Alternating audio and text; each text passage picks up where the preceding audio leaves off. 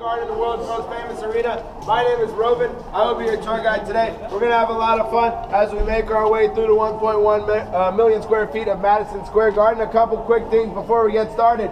No videotaping or recording of any kind is permitted. However, take as many pictures as you'd like throughout the tour, all right? Anywhere in the building, feel free to take pictures, share them on social media. All of our social media information is on the back of your All Access Pass. You'll also see that we have free Wi-Fi, free MSG Wi-Fi is the network name. It'll be very easy to connect to. You have free internet anytime you're at Madison Square Garden. So like I said, we have about 1.1 million square feet at the Garden. So the most important thing is that we stay together as a group. We don't have a very large group today. It should be very easy. It should be easy regardless of whatever size the group is, but sometimes it's not. Sometimes people want to sneak off into the arena, go and use the restroom. I promise you we will use the restroom within 10 minutes of this very second right now, and we will see the arena 3 different times, I promise you, from up top, in the middle, down low, all over the place. It might be tempting to do it before the designated time to do so, but that's just going to slow everything down. We'll have to stop the tour, come find you. It's happened before. We do not want it to happen again. All right, so we're going to be going up mostly escalators, a few stairs. If anybody needs an elevator escort, please let me know. You won't miss any of the tour. We'll get you right up there.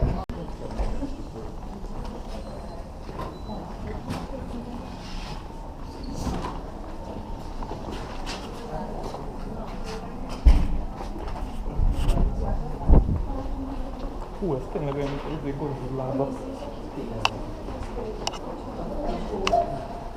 Alright, so the history of Madison Square Garden involves 3 different arenas, or excuse me, 4 different arenas spanning 3 centuries. The first Madison Square Garden was opened up in 1879. It was a few blocks south of here at Madison Square Park. It was a 3-story open-air train station that we converted into the first arena, so a lot different than our arena of today. We're going to learn more about Gardens 1, 2, and 3 in a short video on the 6th floor. But where you are right now is Madison Square Garden 4, the 4th garden. It was dubbed the New Garden when we opened our doors February 11th, 1968 for a salute to the USO starring Bob Hope and Bing Crosby. Has anybody been here before? No. First time for everybody, right? Okay, so perfect. Before 2011, between 1968 and 2011, this building looked a lot different than it does today. We did a $1 billion transformation to our arena. We made it now not only the most historic arena in the world, but the most state-of-the-art and luxurious arena as well. Now you couldn't tell by looking at this hallway, but this hallway is the only one we didn't touch. It looks exactly like it did when we first opened in 1968, complete with these vintage posters and ads that go all the way around this concourse. We don't have enough time to view them today. We got a lot of stuff to see, but if you ever come back for an event here, these are public concourses. Be sure to check them out. Now we're going to go upstairs. You'll really see the result of our $1 billion transformation. So follow me out this way.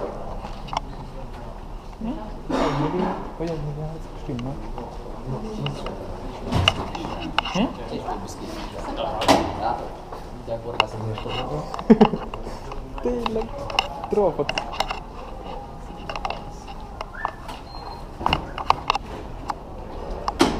Ez mi? Panoráma? Nem a fotókám.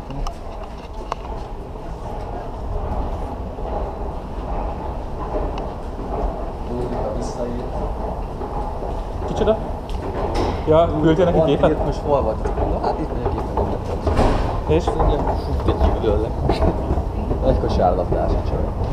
Hát, legyen is. Nagy kosaras. De nagyon ügyes állít. Én is hallottam már róla.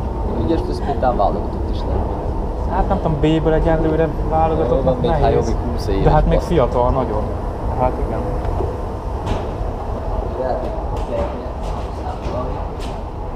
Nem 95-ös?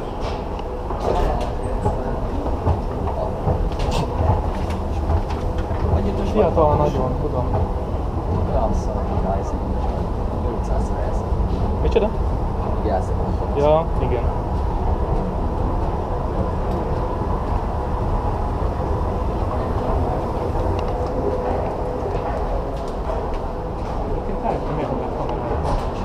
Rájöttem, miért nem lett kamerát. Mindenki megnézni, nem jönnének, de hát mindenki kamerázna. Úgyhogy ezt nem fogjuk ugrani.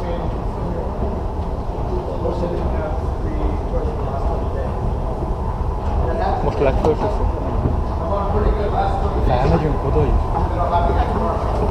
Oda nem, az lett volna király. Az meg ilyen, majd mutatom, hogy melyik rész.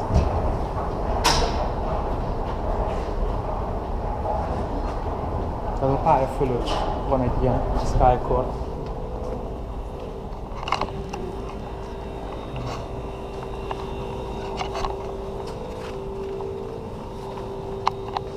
Alright guys, welcome to the 6th floor of the SAP Madison Concourse. As you can see, it's a lot nicer and wider than our old concourses were. Some places even 3 times the width, which means a lot for us here. We have a ton of sold out events at the Garden. We're a global stage for music, sports, politics, entertainment, culture. We commemorated a lot of these great moments in this visual retrospective right behind you called Garden 366. It takes every single day of the year and assigns it the most memorable moment that's happened throughout the almost 37-year history of Madison Square Garden. So what makes it so special here is not just the athletes and performers that play here, but the significance of these performances that happen here. We've had 2 popes give their blessings here, one last year, one in 1979. We've had politicians nominated to run for the United States presidency. We've had everybody from the king of rock and roll, Elvis Presley, the king of pop, Michael Jackson, the king of my heart, Justin Bieber. They all make Madison Square Garden my top one. I know you guys love Justin Bieber. We're going to go this way, down the concourse. We're going to make a full circle so you'll be able to find whichever date you're looking for on the retrospective.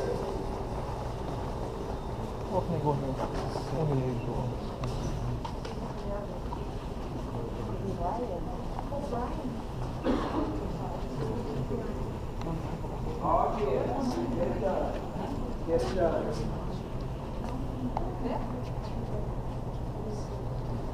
Those displays you're going to see are our top 20 Madison Square Garden moments. That Patrick Ewing one right there. One of the greatest Knicks of all time. Probably the best. It's an argument. Alright. You'll see a lot of great moments from boxing, basketball, and hockey, obviously. But like I said, it's almost 137 years of history. There's a Pigeon Expo over there. There's Buffalo Bill, 6-day bike races, lots of things that we don't have anymore, that we had almost 100 or more than 100 years ago.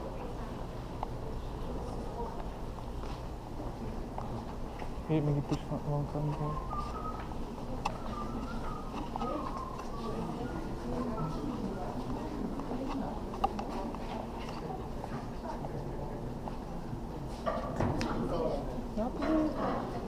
Hiába vannak árak.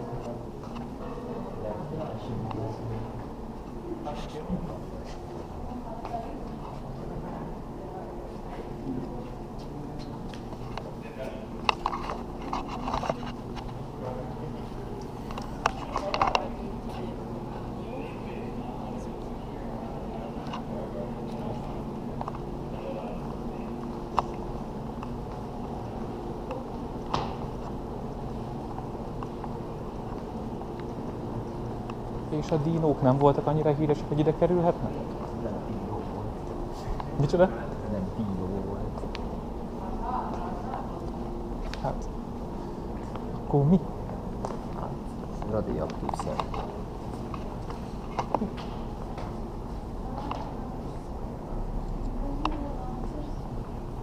Tényleg itt még játszott izé. Alright guys, so this is our Garden 366 interactive wall powered by SAP. Takes all of the moments from our visual retrospective, puts them into an easy to use interactive display. It's going to tell us the best May 16th ever at Madison Square Garden, which is 1952 welterweight Rocky Castellani and middleweight Billy Graham fight over 10 rounds to a draw. So, all you do to find a specific moment or event is click on the month, and you can spin around the dial to find the correct date, and then boom. Just like that. A coincidence every time. All right, so we're going to take our one and only restroom break of the tour right now, guys. Right over here, we have the women's restroom right here, and the men's side. I think we see Willis Reed. The waiting is over. There's a garden in New York where legends grow, stars are born, Playing Madison Square Garden. and dreams come true. From its inception, the garden's been more than a showplace. To me, the garden will always be special. It's where history can happen in a moment. This is my favorite arena in the entire world. LA. And where in times of need, New York City firefighters, police officers, rescue workers. We are here tonight to pay tribute. Welcome to 12-12-12. and in times of celebration, the greatest of the great earn the biggest spotlight of all. In the heart of the world's leading city. One of the greatest thrills of my life to play in Madison Square Garden. This city. And this is a great place to be an athlete. This New York. When you play the God, man, how much better your life is. The first garden was located on 26th Street and Madison Avenue, the northeast corner of Madison Square Park. It was built in 1874 by the world's greatest showman of his time, P.T. Barnum. William Vanderbilt, an heir to the Vanderbilt Railroad fortune, took over the building and renamed it Madison Square Garden, opening it in 1879. Early garden events included boxing, the National Horse Show, and the Westminster Kennel Club Dog Show. The second garden opened on June 16, 1890, to a sold-out crowd of New York's social elite. The new structure included an 8,000-seat amphitheater, a 1,200-seat theater, a restaurant, a concert hall, and a 13-foot copper statue of Diana the Huntress that revolved atop a 320-foot tower. The third Madison Square Garden was built in just 249 days and opened on November 24, 1925 at 49th Street and 8th Avenue. For 43 years, the fabled 18,000-seat arena was America's premier sports and entertainment showplace. The Old Garden, as it's now called, also hosted Presidents Lyndon Johnson and John F. Kennedy, and included the most famous version of Happy Birthday ever performed. Happy birthday, Mr. President. The latest and current Madison Square Garden opened its doors on February 11, 1968. The new garden has hosted a wide range of important and memorable sports and entertainment events. Now for a new century, Madison Square Garden has been transformed. For 3 years, while seasons rolled and millions roared, an unprecedented plan was achieved. A $1 billion vision of what this garden could be. Over 2.5 million hours of union labor renewed every facet, in every way. From the first row to the last, it's more than a transformation. It's a celebration of the garden's greatest triumphs. The world's most famous arena is now the world's most state-of-the-art arena, where the stars of tomorrow lay claim to greatness, where the biggest events unfold. The All-Star Game here at the Garden. Where championships will be won, and where the world will come to this venue, this showplace, this garden.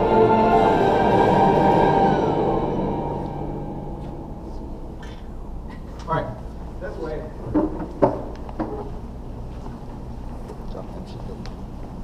أزل.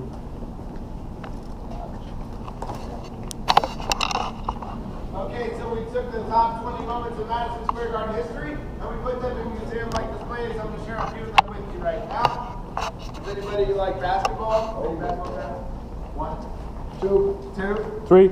3, 4. Okay, doing well. So, our New York Knicks were in the Eastern Conference Finals in 1993. They were led by Patrick Ewing and a little man right here, John Starks. Little for our standards, or for basketball standards, he was still 6'2". But the Knicks won Game 1 of the series, and then in Game 2, with about 50 seconds left, John Starks drove baseline through a left-handed dunk over Horace Grant, and this man right here. I don't hate too many more people more than I hate number 23 in red and black. He basically ruined my childhood by himself.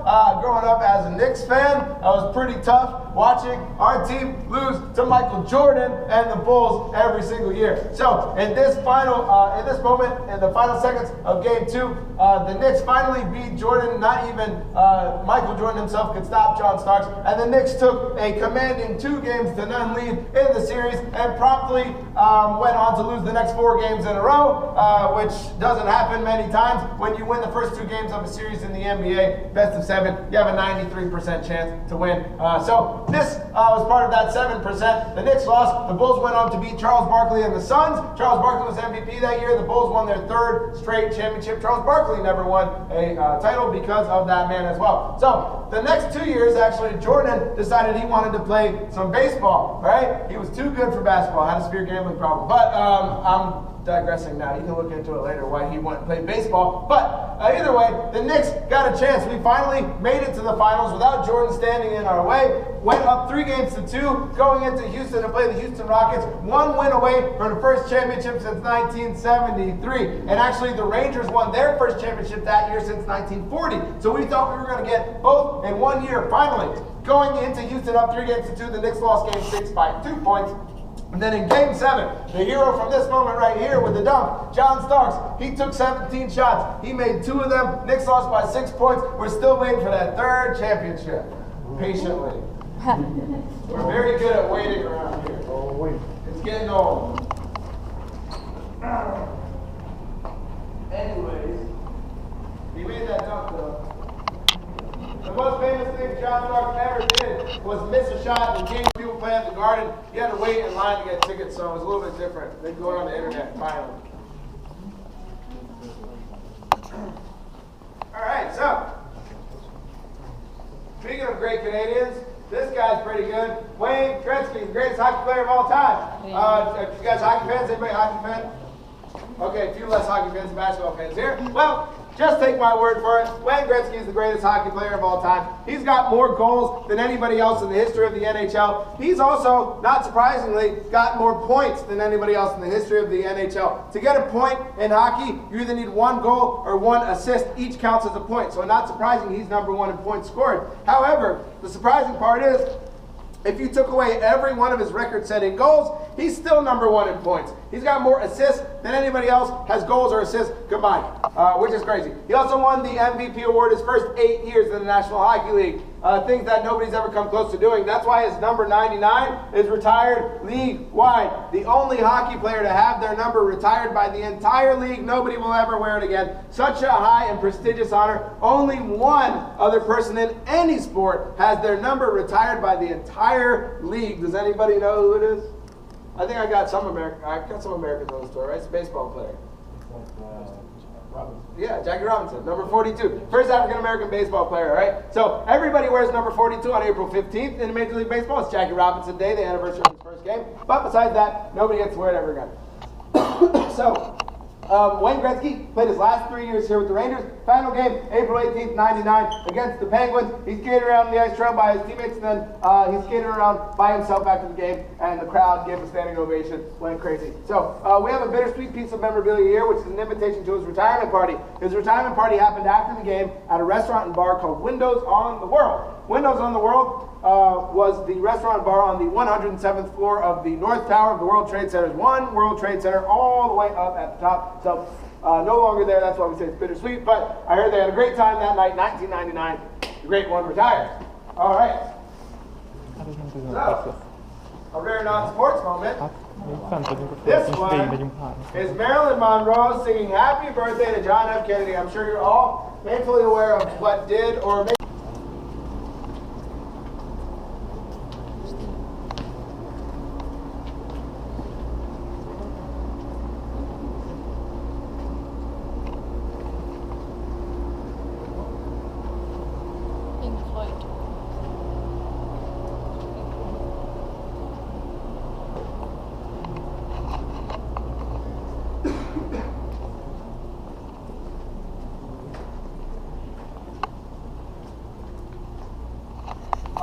Guys, so this moment right here is to do the top 20, and the one that people thought was number 1 all 137 years is this one right here, the 1969-70 New York Knicks, led by the captain Willis Reed. Willis Reed, number 19. That was the first number we ever retired here at the Garden. He was such a great player, one of the greatest players in NBA history. That year, he was having one of the best years he had ever had. He was the MVP of the league and also the MVP of the All-Star game. No other player had won both regular season MVPs and finals MVP. So he was on the verge of doing that in the finals in 1970 when he got hurt in Game 5. He had a severe thigh injury and he had to get taken out of the game. Now this was important. Not only was he their best player, but he had to guard the best player on the other team, a little man known as Wilt Chamberlain. Wilt, the still 7'2", most dominant basketball player of all time. So going to LA, up 3-2, the Knicks lost to the Lakers.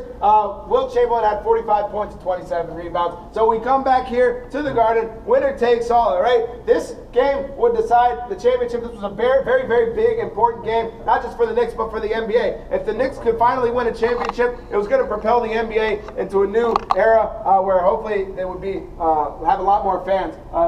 They had a lot of fans, it was the NBA, but it wasn't like it is today. So, in 1970, Game 7, Willis Reed was not supposed to play the game. His injury was so severe, it would keep players out for almost a year. But right before the game, here comes Willis, Marv Albert's famous radio call. He limps onto the court. The crowd goes crazy. The Lakers are stunned. He actually starts the game and makes the first 2 field goals of the game for the Knicks. After that, he didn't score a single point. He had 4 points that game. Played some great defense, however. Limited Wilt Chamberlain to only 21 points, which is a bad game for Wilt. And then the point guard from this team, Walt Clyde Frazier, he calls games with Mike Breen for us now. Walt Clyde Frazier had 36 points, 19 assists, 7 rebounds, and 6 steals. One of the great games in basketball history. And the Knicks win their first NBA championship. Willis Reed was crowned the MVP of the 69-70 finals, giving him All-Star Game, regular season, and finals MVP. The first and only player to accomplish a sweep of all the MVPs up to 1970. Actually, such a hard thing to accomplish that since 1969-70, only 2 players in NBA history have swept the MVPs in a year. Do you guys know? I got a basketball guy over here, you know? In 1 year? Yeah. One of them's pretty easy. Steph Curry? No. Steph Curry didn't even win finals MVP last year. What was it? Say the question again. So, finals MVP, regular season MVP, All-Star Game MVP, LeBron James. 1 season. No. Kobe? No. No, Kobe. I'm telling you guys are missing the easy one, the obvious one. Does he still play now? He doesn't. He's the owner of the Charlotte Bobcats. MJ. Yes, Michael Jordan. So, then the other one, you were pretty close when you said Kobe. It was the year 2000. Shaquille O'Neal. So, Michael Jordan, Shaquille O'Neal, and Willis Reed, the only players to sweep the MVPs in the year. So we have his size 14.5. Chuck Taylor, Converse All-Stars. Anybody wearing Chuck Taylors? Usually at least one person's wearing them. It's usually the kids who are wearing them nowadays. If I do a group of kids, high school through elementary school, at least 10 to 15 of them are wearing these shoes. They don't realize that this was what we used to wear to play basketball in. You would never wear these shoes now, but this was it back in the day. Even when I was a kid, not too long ago, we used to wear those shoes to play basketball. Then we have a ring from one of the executives. That year, this is the same ring all the players got. If you've seen a ring nowadays, there's like 1 million diamonds in them. Only one little diamond. And then the Knicks beat the Milwaukee Bucks 4-1 to get to the Eastern Conference, or to get to the finals. In the Eastern, actually it was called the Eastern Division, was the conference back then, but they beat the Bucks 4-1. The Bucks were led by a rookie center out of UCLA. His name was Lou Alcindor. You guys know who that is? Kareem Abdul-Jabbar. Exactly. So 3 years later, Lou Alcindor would change his name to Kareem Abdul-Jabbar. A couple years after that, got traded to the Lakers. He won 6 MVPs, more than anybody else. He scored more points than anybody else. So Willis Reed had to guard Kareem Abdul-Jabbar and Wilt Chamberlain to get the Knicks to win the championship. So that's pretty heavy stuff. Kareem would actually win the next year. Oscar Robertson and Kareem Abdul-Jabbar would win with the Milwaukee Bucks. That's the last time they won a championship. But Kareem Abdul-Jabbar actually made 18 All-Star games, never won MVP. He did 2 years where he won finals and regular season MVP. Several players have done that. It's just hard to win All-Star game MVP as well. That's kind of the random one. It won't happen this year because Westbrook won All-Star game MVP and Curry won regular season MVP. So the record is safe for now. Toppar man en bibel fast? Toppar man en bibel fast? Caminho. Ezt hiába olvasod, azt így nem tudod. Tehát ezt látja, tudja, hogy látja. Mania was running wild alongside Mr. T. They defeated Roddy Piper and Mr. Wonderful Paul Orndorff in this very first WrestleMania. Now there have been 32 WrestleManias. The last one was a few weeks ago in Dallas, Texas, but it all started here at the Garden, March 31st of '85. Now, it was a star-studded event. Muhammad Ali was here as the guest referee. Liberace was here as the guest timekeeper. We have some really nice memorabilia, including Roddy Piper's boots and the lovely event-worn trunks of 6'8" Hulk Hogan. Same ones right there, safely behind glass, or at least plexiglass. All right, we're gonna go this way. I got one more event to share with you guys, and then we'll go upstairs into the arena. Have you seen this stuff?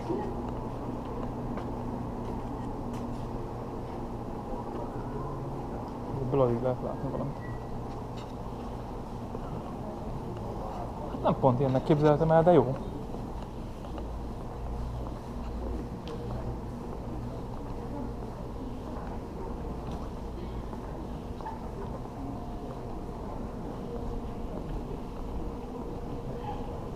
Na, már csak egy meg se kell látni.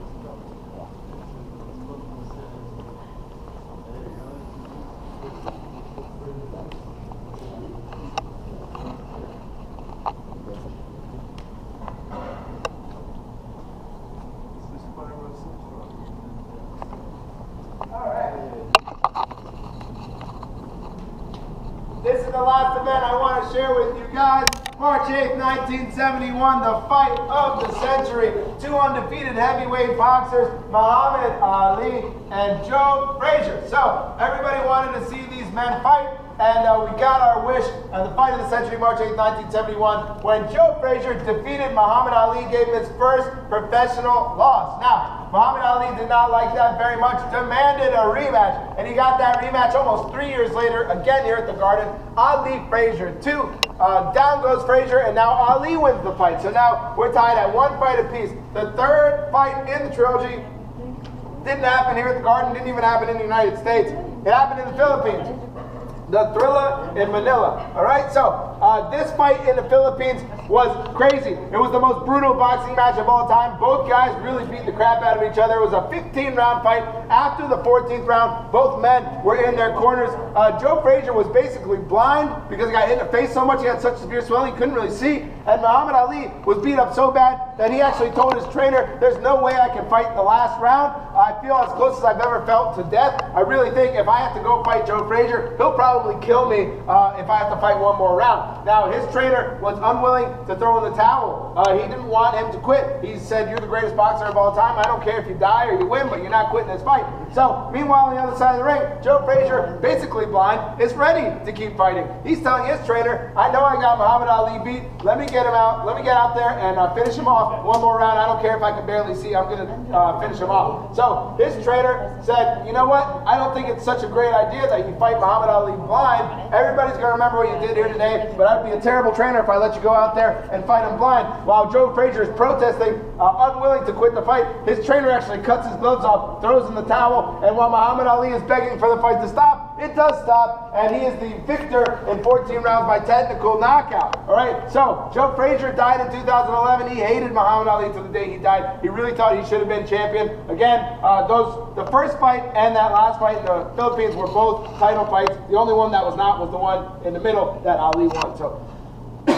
crazy stuff. There's hundreds of books written on this boxing trilogy. All right, so we have gloves signed by both of the guys, and the last thing I want to show you before we go into the arena is this cover of Life magazine. So for the first fight here at the Garden, the fight of the century, March 8th, 71, it was very, very highly anticipated. Everybody wanted to be at this fight. All the celebrities wanted to come through and sit ringside, and they did. The only problem with that was for the newspapers and magazines who needed to be in the front row as well to take pictures. So the only way they could get to the front row to take pictures was to hire some of these celebrities to work with them. So Life magazine hired Frank Sinatra for one day, and his picture is right here on the cover of Life magazine. All right, and then you see Woody Allen right here, the famous film director. He's also got a camera taking pictures. That was the only way they could get in there to take pictures for the fight. Crazy. All right, so now we're on basically our main public concourse here on the 6th floor. Where we're going to head right now is to the 7th floor, one of our luxury suites levels. All right, that's where we're going to be able to get our first view of the arena. So we're going to go right up this way into the escalators.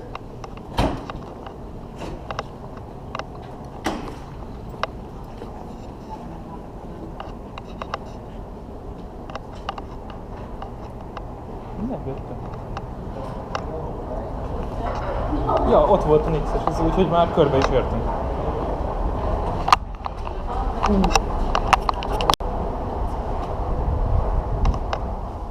20th, 1986, against Mitch Green.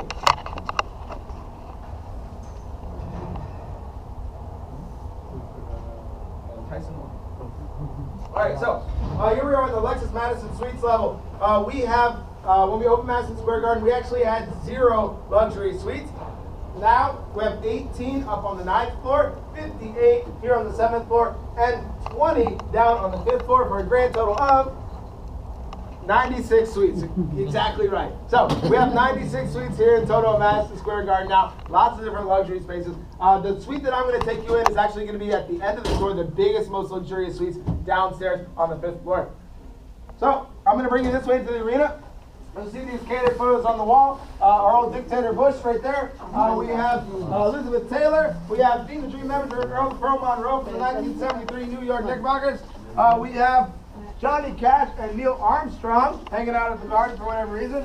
We have Mark Messier and Brian Leach from the New York Rangers, Stanley Cup winners in '94. Dwight Eisenhower. And we also have Paul McCartney with his little daughter, Stella McCartney. She's not a baby anymore now. She's a famous designer. But they were here at the Ringling Brothers Barnum and Bailey Circus. Interestingly enough, all of the Beatles have played at Madison Square Garden separately. But the Beatles never ever played here at the Garden together. Not once, not even one song. All right, guys, we're going to get our first 3 seaters in the arena. All right, we're going to be able to sit in the section to the right, section 102. While I'm talking, telling you all about the arena for about 8 minutes, please take all of your pictures so that when I'm done talking, we can move on out of here. We still got a lot of stuff to see. All right, welcome inside the world's most famous arena. Fényképet? Persze. Ja, mármint, hogy bent.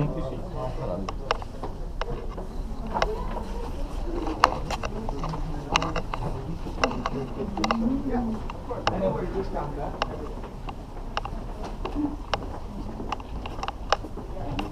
Yeah, you can sit over here. I'm going to be talking from over here. You can sit in this section here. You can sit in these seats here. Yeah. You can sit anywhere up there if you want to. Any of these seats are fine. Wow. All right, and you can also stand up and take pictures, of course. All right. Welcome inside the world's most famous arena bowl, Madison Square Garden, here in New York City. We had a company called Princeton Brooks Painting, who was responsible for our top-to-bottom transformation.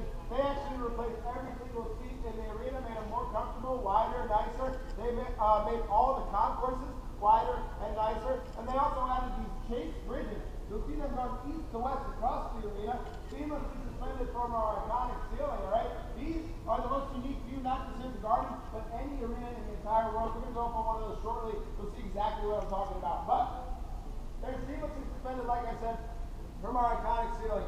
The ceiling here at the Garden is the only one in the entire arena world that's actually concave rather than flat or convex like the dome. So it goes inwards at the middle. It gives us our great acoustic properties here at the Garden. I'm sure you guys have been to arenas around the world, wherever you're from, or in different cities, and the roof is usually flat. There's pipes up there, some panels.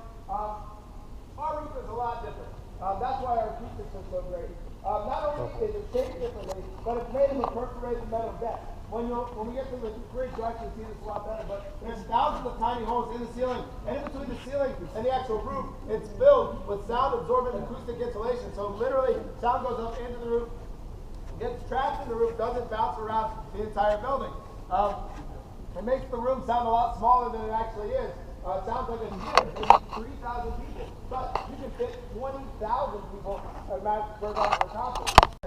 So this is very important because if it's even a half an inch or a quarter of an inch or even a millimeter difference in thickness, players will regulate however much they want. If they have, most teams will actually keep it at 1.5 inches, kind of let it wear down throughout the season. But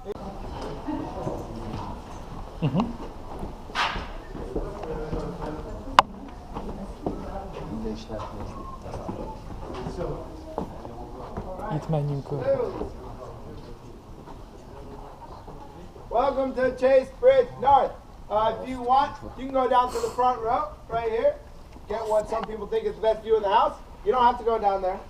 Some people don't like to. You can go down to the front row if you want. Let's get started. Yeah. I'm fine here. Okay. Most people like to go down there. Some people are perfectly fine up here with me. That's fine too. So This, like I said, this is Chase Bridge North. We have 2 of these bridges, all right? The only bridges like this in the entire world for spectators. So this one is a spectator bridge, 410 to 551 spectators depending on the event. The one on the other side is for media. ESPN, MSG, all the sports media outlets will sit on that bridge to cover the game. Like I said, these bridges are actually suspended from our ceiling. That thing, no, you can hold it. It's fine. You're right. So these steel tube hangers are connected to trusses above the ceiling, also connected to 16-ton engineering devices. Total company is about 10,000. So no, we don't get free tickets. Unless it's the Liberty, in which case we get 6 free tickets. That's the only thing we get free tickets.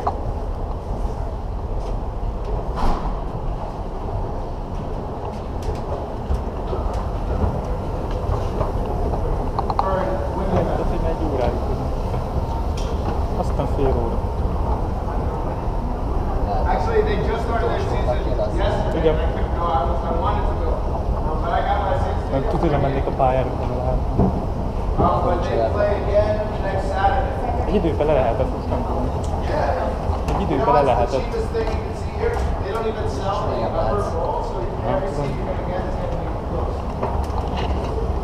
Yeah, definitely. It'll be cool, for sure. Yeah, I want to come to, I don't know if I can come Saturday, but I'm going to come to Sunday.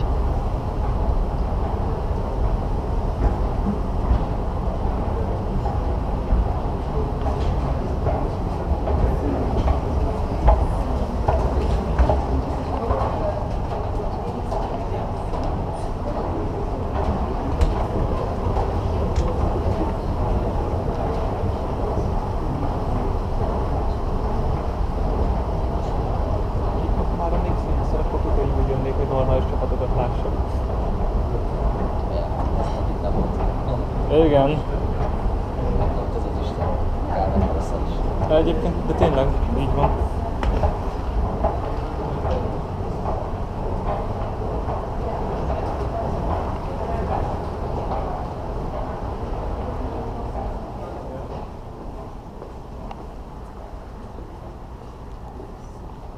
Úgy, milyen dog.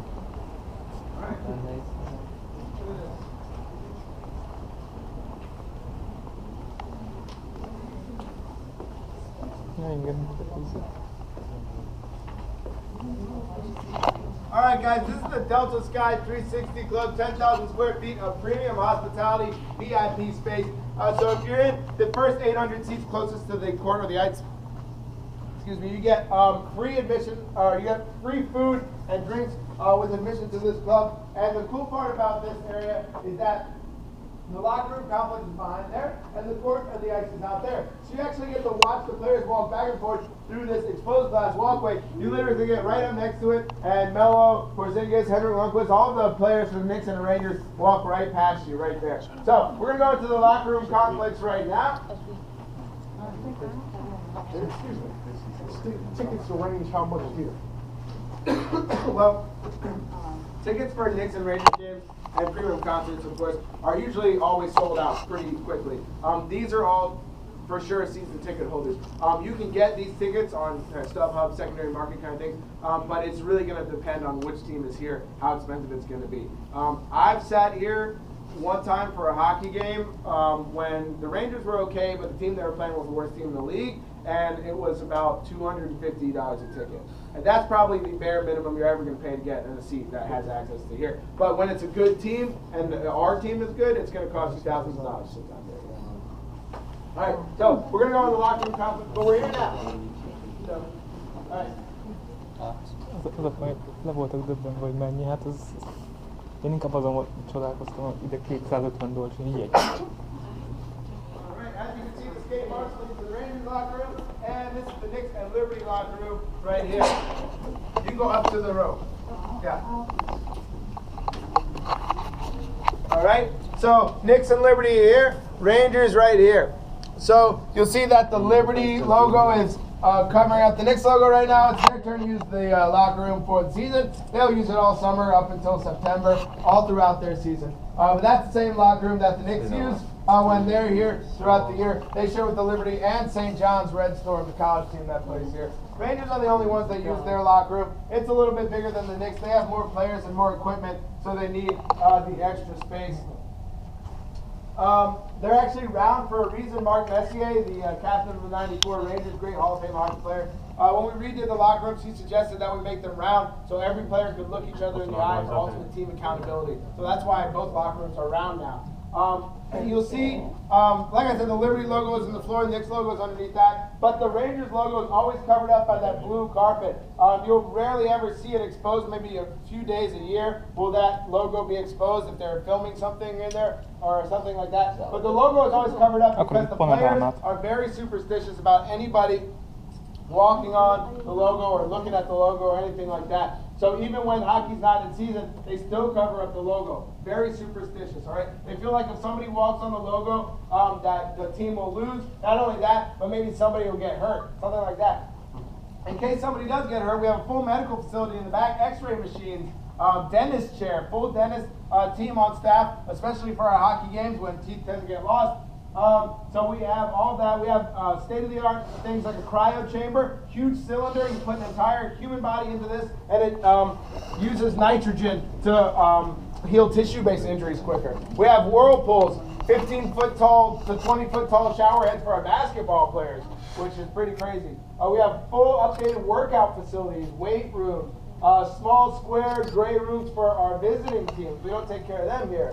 We do take care of our artists. Performing artists get 5 big lounges to use when they play here for them and their bands and everything else like that. Really nice, big luxury lounges. All right. Cool. So we're going to go out this way now. Anybody have any questions about the locker room, first off? No? Okay. So we're going to go back out this way once you've got all your pictures of the locker room. I want to show you our owner's suite, James Dolan, and then I'm going to give you one more view from just about courtside.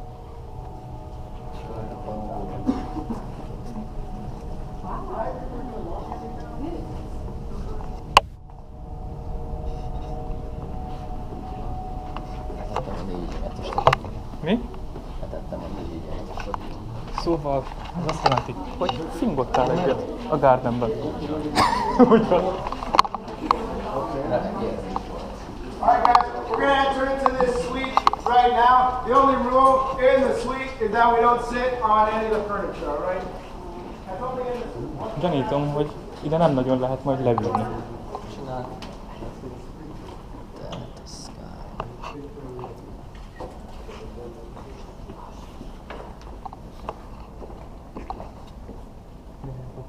Alright, everybody come on in.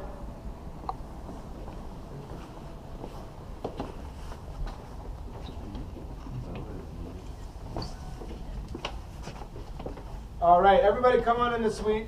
So, we have 20 of these event level suites. These are the most high priced luxurious suites. This is our owner's suite, James Dolan. So every Knicks game and Rangers game, he gets this suite. Actually, every event. If you rent one of these suites, you have to get them for at least 3 years, at least 3 to 5 years. Each year costs $1.7 million, but you do get every single event here. So concerts, sporting events, everything. You get to have these rooms decorated however you want. Every room has different furniture. Every room has different artwork and everything. So since you're here for at least 3 years, you want to feel at home. So all the rooms are actually decorated entirely differently. They all have their own logo on the wall and everything. You get your own bartender, waiter, restroom. The only thing you don't get for $1.7 million, as you might see, is, or not see, a piece of the action. Right, you can't see the game at all from these suites. That's by design.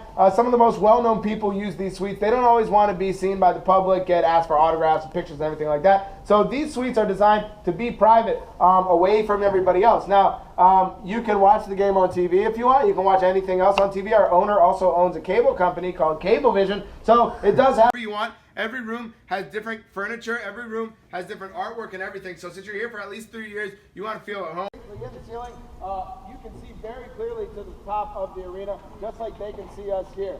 All right, so same exact angle pretty much. You can for our Knicks, the retired numbers, the greatest numbers, or greatest players of all time. Their numbers get hung from the rafters. Nobody ever wears them again. You will see that we have 2 15s for the Knicks. Back out this way. Nobody has any more questions.